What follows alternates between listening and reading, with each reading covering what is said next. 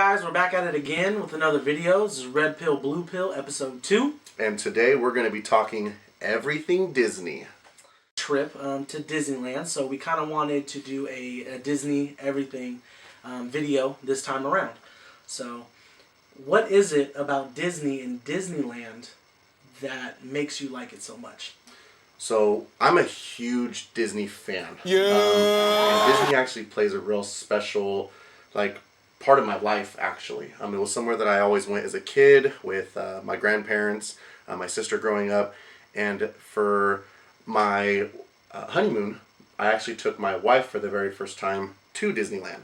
So it holds kind of a whole family thing for me and my wife and kids as well. It's something that we do every single year, and we started both doing together. So, we've been friends for a while too, and having you join that again has been basically a real big, just kind of family thing for me, getting to spend time with your family, my family. So Disney holds a real special place in my heart.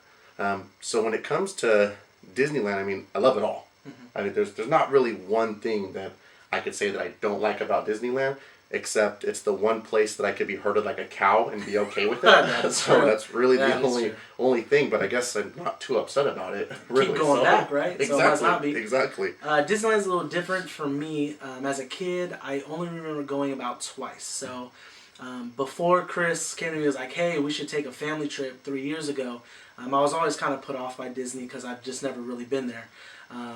But decided to say yes. He got me into this little thing, as you can see here, pin trading, because I just needed something to kind of get into.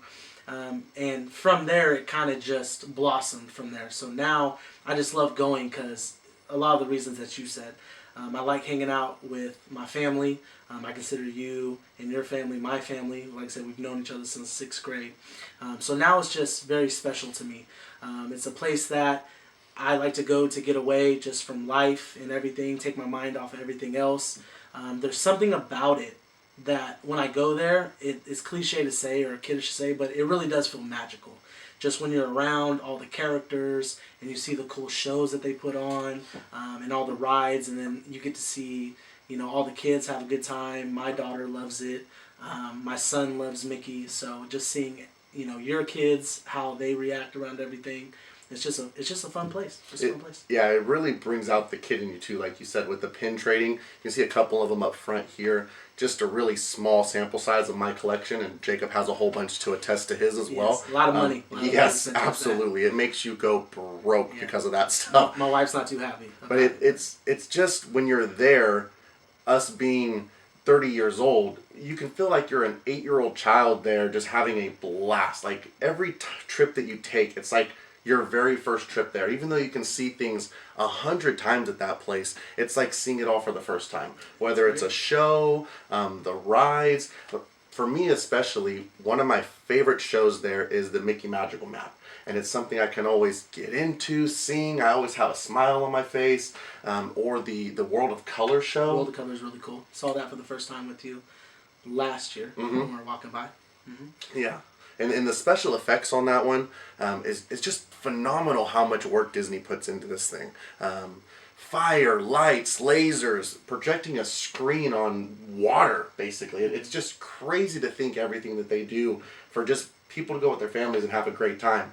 But it was, Walt Disney's dream to do that, making a place like this. And it's good to see, even though he's gone, that they continue to do that through all the years and making sure it's magic. To do everything. Exactly. I appreciate the detail that they put into everything. You go there, and my favorite ride is the Guardians of the Galaxy ride. So all the details that they put into that ride, as soon as you walk in, you see the artifacts from basically what was in the movie. You get a video of, basically all the actors kind of playing this role and in this game.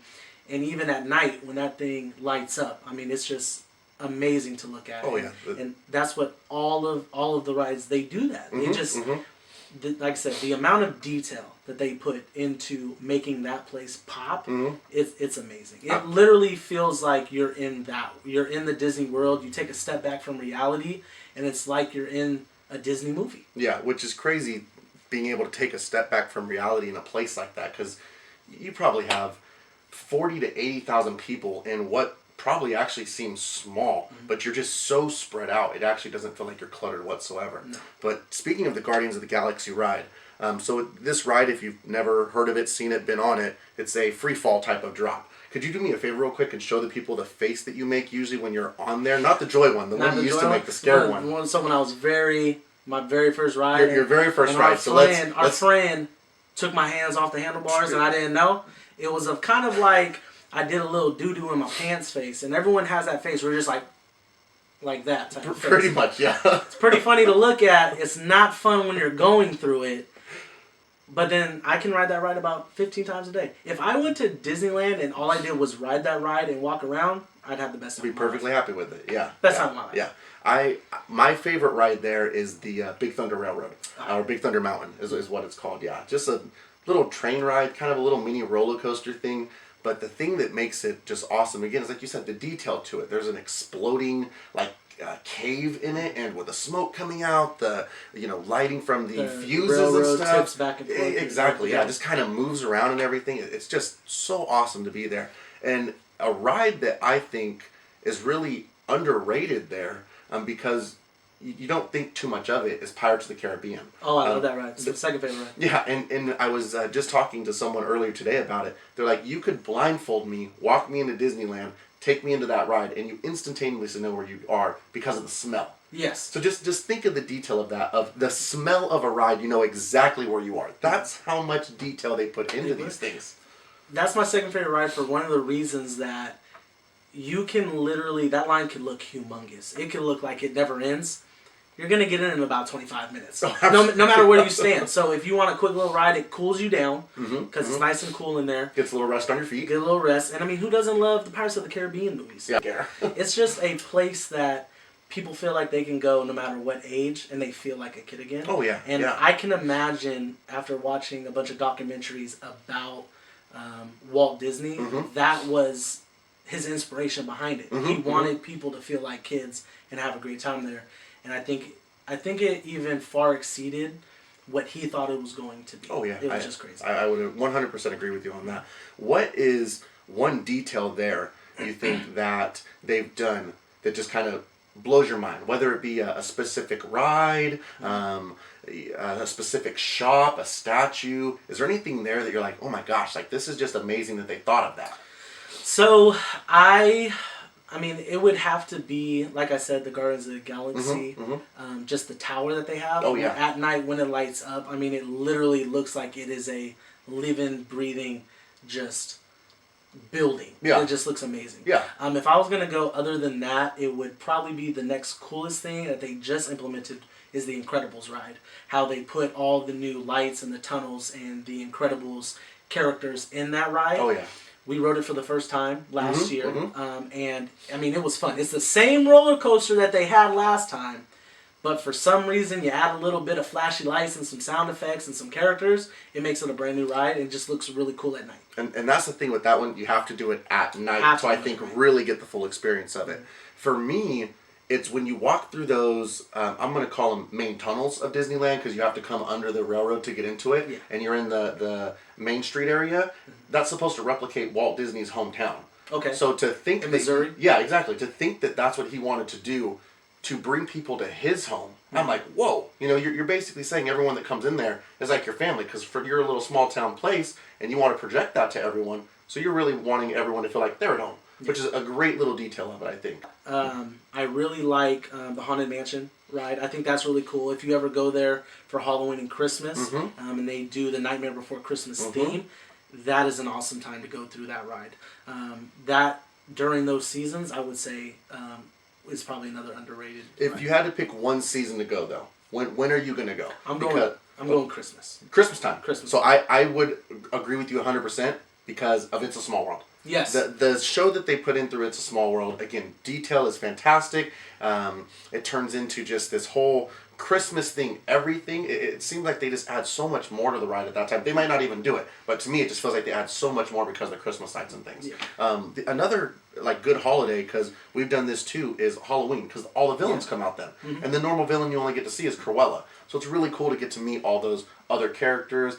Again, I'm a grown adult, but I'll still go take a picture with the princess, Chip and Dale. Yeah, exactly. You know, I'll go to the Marvel area, take a picture with Cap, Spider-Man, all those people. Because again, it's just about being there and having that Disney feel in life. It overwhelms you. It brings you so much joy. If you're mad at Disneyland, you're just an awful person, to be honest. You are just miserable in life if you have a bad time at Disneyland. You're not doing something right in life. And if you are mad, maybe you grab a Dole Whip. Because a lot of people say they love Dole Whip. I asked a couple people on our Facebook page, and a lot of them, Dole Whip or mint julep. Two of the favorite snacks that people get. What is your favorite snack when you go there? My favorite snack there is a churro. Believe it or not. What kind though? Because there's like 500 churro different combinations. I'm a regular flavor type of guy. Just a regular churro. What can beat anything other than original? Did you know they sell 2.8 million churros a year? I could probably eat that in 1 year. I know one of our friends could. Yes, absolutely. He goes there and he has one. That's all he does. Yeah, about one every 2 hours. I think if you told him you're going to Disneyland, but you're not going to ride any rides, he's like, I'll just eat churros all day. He'll be fine with it. His Disneyland.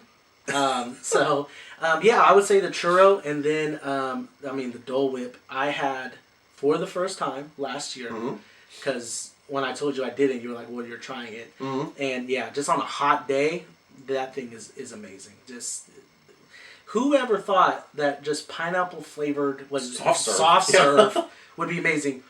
Or froyo, however you want to classify it. I will say this, there is a place in California Adventure that we tried for the first time. It was like the Dole Whip-ish thing, but it had the blue and yellow swirl to it. The snow cone stand. The snow cone stand. The yellow snow from the monster from Monsters, Inc. Basically the Abominable Snowman is his name. Yeah. So good. So good. I could probably spend a lot of money. It's like an icy, and I love ices. Ices, Slurpees, all those things. I could drink those all day long, dude. If it was water, I would probably be super skinny. The problem I'm not is because of things like that, because they're just delicious. So snack-wise for me, sadly, I'm not a snacker. So, and you can attest to this. When we go there, I don't really get food stuff. No. And I'm always disappointed about that when we leave, because I'm the kind of guy that I'm like, oh, I'm drinking water all day long. I need to keep moving, because, we want to just hustle and bustle at that place all the time. So I'm like just a plain old fruit cup kind of person. I'm just going to get the grapes, the mango, the pineapple, I just snack on that, and I'm always disappointed. Like, why didn't I grab a churro? Why didn't I grab this? Why didn't I grab that? I mean, if you look at us, clearly you can tell we are snack gentlemen. There's no hiding that.